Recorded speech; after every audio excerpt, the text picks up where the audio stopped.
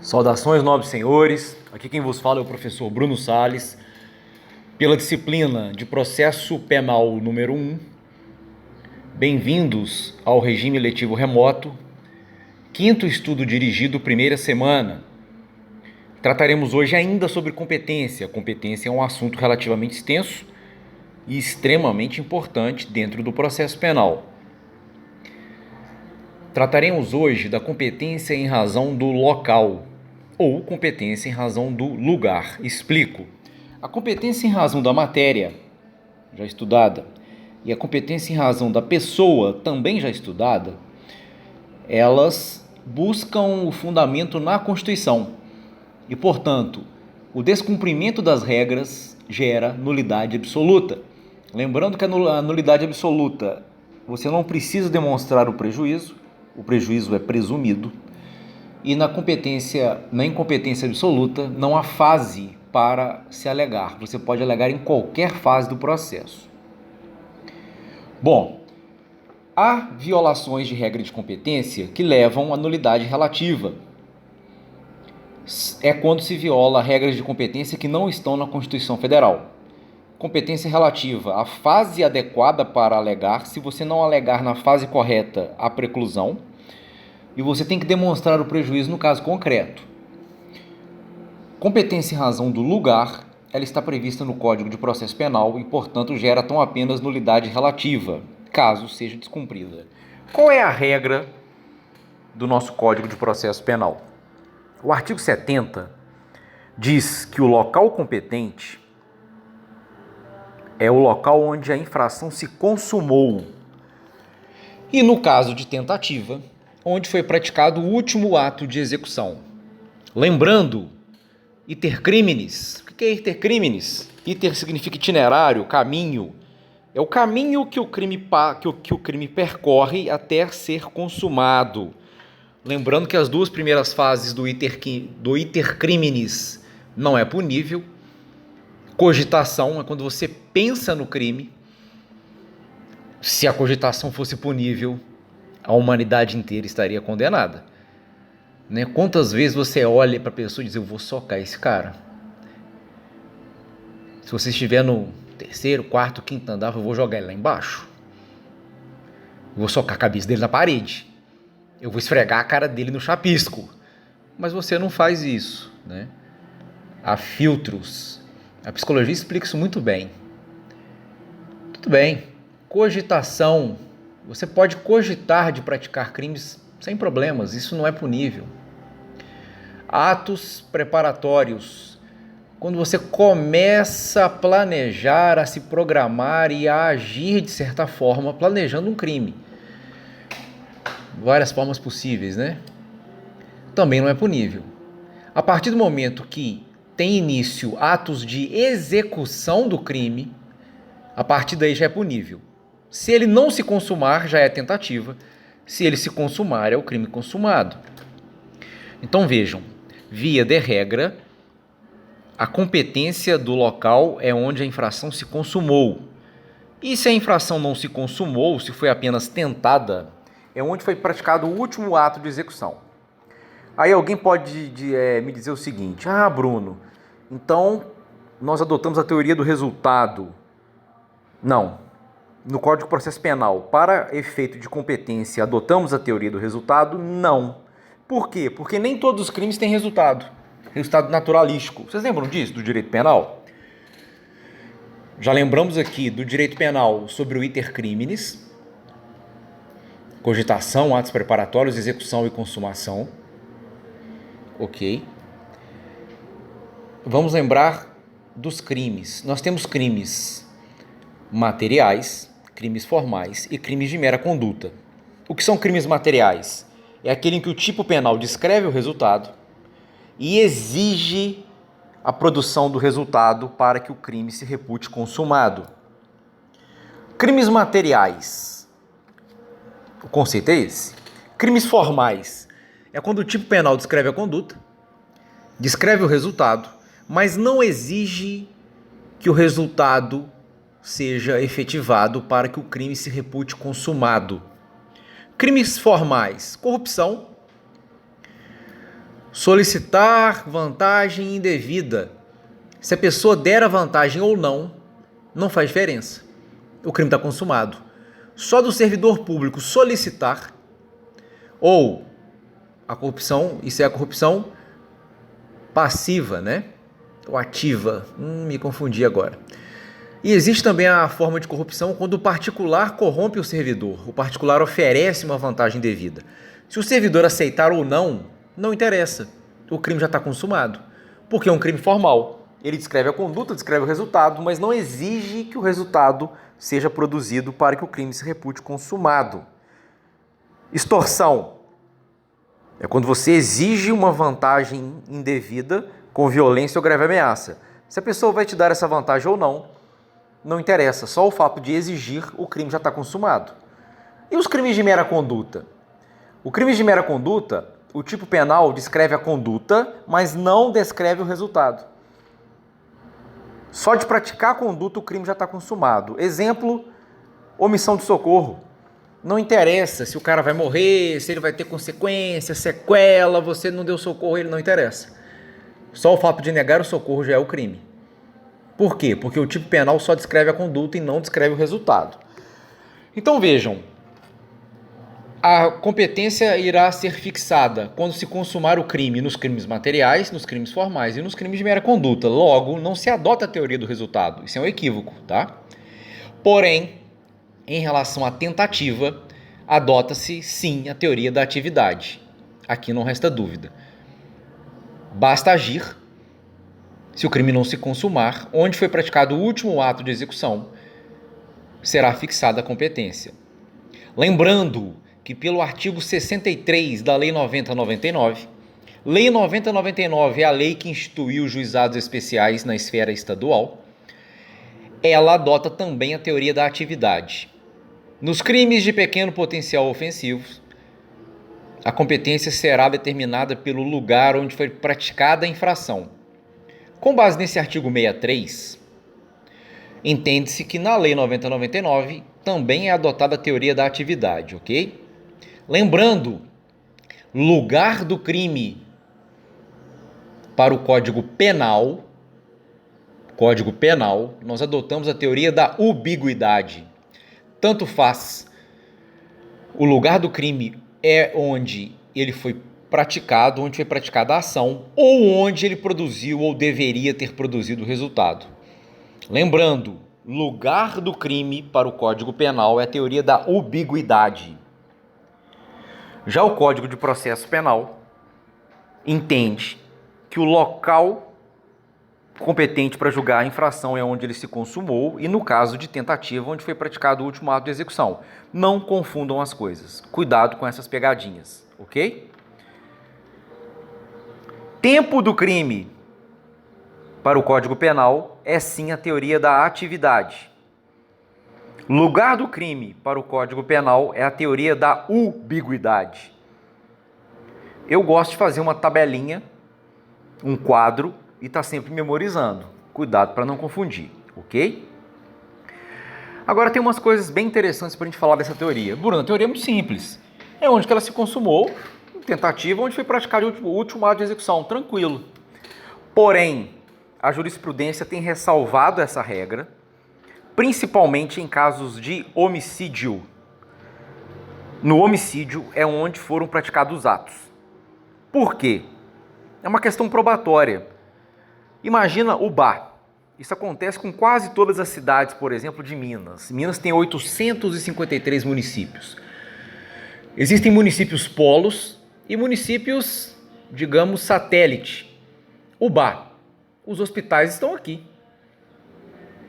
Temos 3 hospitais, né? Praticamente. Hospitais grandes, que têm estrutura para receber uma pessoa ferida, por exemplo, gravemente ferida. Aí você pega as cidades circunvizinhas. Guidoval, Rodeiro, Divinésia, Tocantins. O pessoal de Tocantins não gosta muito do que a gente fala não, mas, né? Ubá é a cidade sede.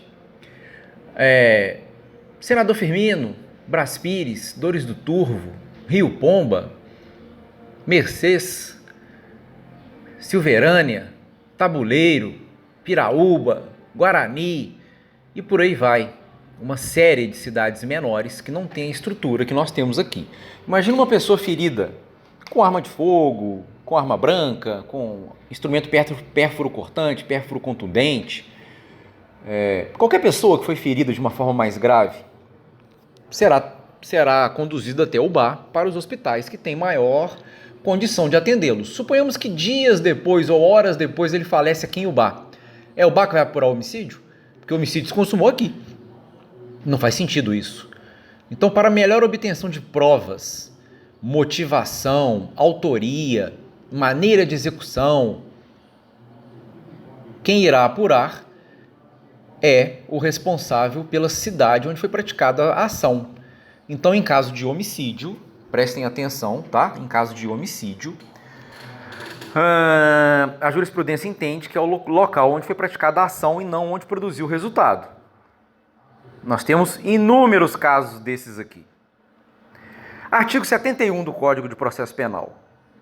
É o que se chama de crimes plurilocais. Imagina um crime continuado. Alguém que está dando um golpe. Alguém que está aplicando aí um estelionato com o mesmo modo de execução, com diferença de local pequena, no mesmo tempo, a pessoa aplica vários golpes em várias cidades, em várias comarcas naquela sequência. É um crime continuado. E aí? Nós iremos fixar a competência pela prevenção. Por que prevenção? Vejam, o primeiro local que conheceu da infração e tomou providências, ele se torna prevento e ele irá absorver a competência para julgar todos. Mais uma vez, por uma questão probatória, por uma questão de facilidade em produzir a prova, por economia processual, para evitar decisões contraditórias entre juízes diferentes e casos iguais. Ok? A competência será firmada pela prevenção. O mesmo se diz para infrações permanentes, cometidas no território de 2 ou mais jurisdições. Isso é muito possível e acontece até com muita frequência. Vejam, é o primeiro juiz que tomou conhecimento e tomou providência. Depois que ele tomou providência, ele fica prevento para julgar todos os casos. Mais uma vez, repito, por uma questão de economia processual e para que se evite decisões contraditórias. Ok? Tem algumas súmulas bem interessantes a respeito disso. É bom que a gente conheça, tá? Súmula 151 do STJ. A competência para o processo e julgamento dos crimes de contrabando ou descaminho define-se pela prevenção do juízo federal do lugar onde se apreenderam os bens. Por quê? Quando que o crime consuma, o crime de contrabando ou descaminho? Quando a mercadoria é ilícita ou a mercadoria que, embora lícita, não arcou com os tributos que deveria, entra no território nacional. Entrou, o crime está consumado. Só que se a gente pegar aqui uma carga de cigarro do Paraguai aqui em Ubá, a gente pega uma série de eletrônicos aqui em Ubá, eu tenho que saber onde que ela entrou no Brasil, porque ela se consumou, onde que ela entrou. Eu vou ter que mandar para lá? Claro que não. Ou seja, onde foi apreendido, no caso de contrabando e descaminho, será o local competente para o julgamento. É uma certa exceção à regra principal, mas por razões óbvias, compreensíveis, ok? Bruno, e se for em certo limite? Nós temos muito isso aqui. Ali em Ubari, é duvidoso alguns limites. É Dores, é Ubari, é Macuco, é Pires, que pertence a Tocantins, é Ubá. Existem várias comunidades cujos limites são incertos. Ah, essa propriedade fica aqui, aí não, mas eu fica lá, não é aqui. Não, mas essa é uma grota que fica lá atrás do morro. Quando tiver dúvida, também prevenção, ok? Também prevenção, porque Dores é comarca de Senador Firmino, né? Ubari é um distrito que pertence ao Ubá. Na dúvida, prevenção. O juízo que primeiro tomou conhecimento do fato e determinou providências. Tem outra súmula muito famosa. Hoje a gente paga quase tudo, né, com cartão ou com transferência bancária. Mas houve uma época que se usava muito cheque. Estelionato praticado mediante pagamento com cheque sem fundos será julgado no juízo do local de recusa do pagamento da cártula pelo sacado. Ou seja, o local da agência ao qual o título de crédito está vinculado. E no mesmo sentido é a súmula 521 do STF. São duas súmulas de dois tribunais diferentes que falam a mesma coisa. É o local onde o pagamento foi recusado. Súmula 48 do STJ. Compete ao juízo do local da obtenção da vantagem ilícita processar e julgar o crime de estelionato mediante a falsificação de cheque. Note, cheque sem fundo é diferente de cheque falsificado. Cheque sem fundo, o emitente é ele mesmo, o dono da conta é ele mesmo que emitiu o cheque, só que ele não tem dinheiro lá na conta. O cheque falsificado é quando você falsifica a assinatura de alguém. Quem assinou o cheque não é o titular da conta. Certo? Então eu tenho duas súmulas diferentes para dizer coisas diferentes. Fiquem atentos a essas súmulas. Súmula 554 também do STF.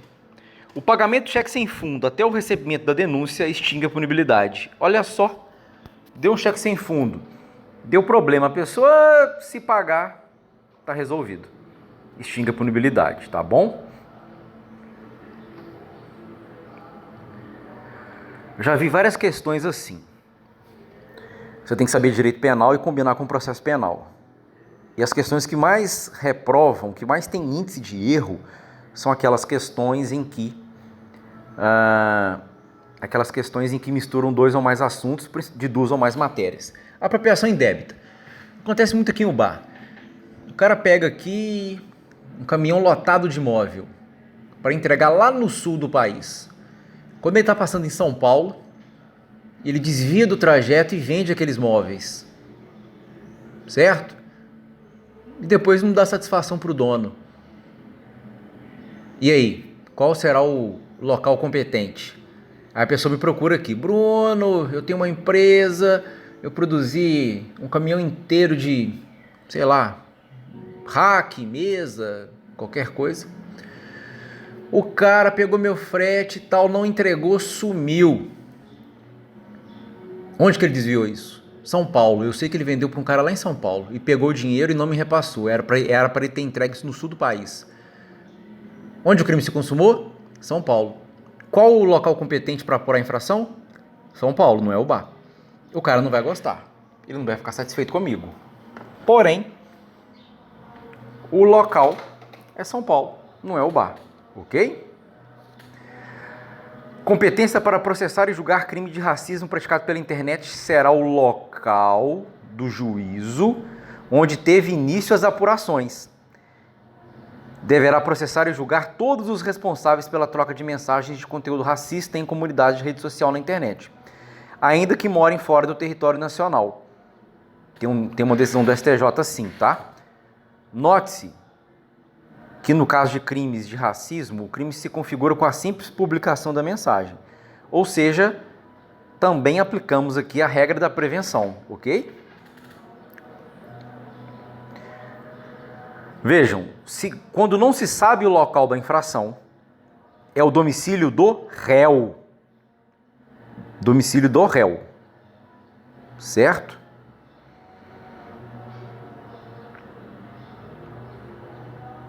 Vamos ver se tem mais alguma coisa interessante a falar sobre isso aqui. Embarcação de grande porte, capaz de alcançar águas internacionais, é o primeiro porto que ele tocar após o crime. Certo? O mesmo vale para aviões ou aeronaves. O primeiro local que ele tocar após o crime.